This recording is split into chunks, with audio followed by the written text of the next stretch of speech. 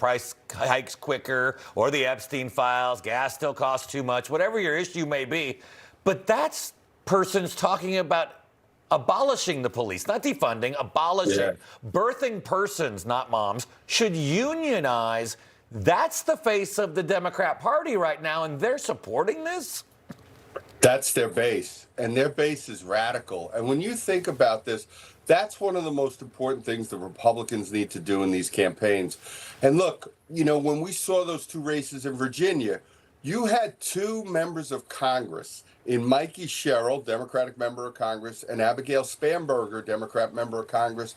They voted with Joe Biden nearly 100% of the time. Nearly 100% of the time. That was an extreme radical agenda.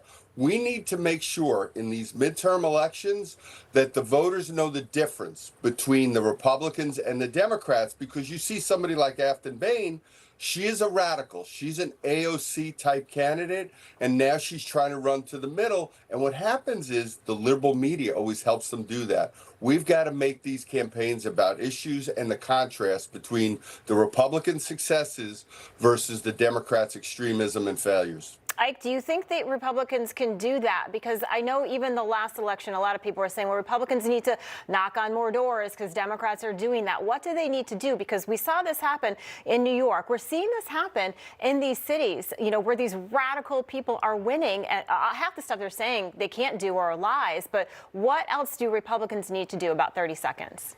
Well, we need to see Republicans hone in on the wins. And, of course, a lot of things that President Trump, has been setting up will take effect in the first quarter of next year. So we're talking about tax breaks, these deals that are coming home.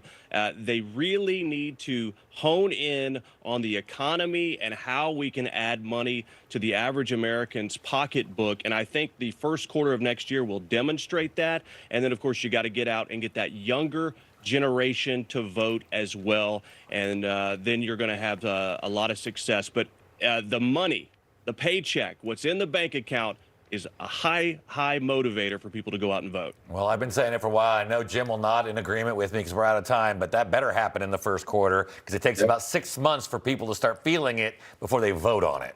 All right, Jim, Ike, great to see you guys this morning. Thanks. Thank you.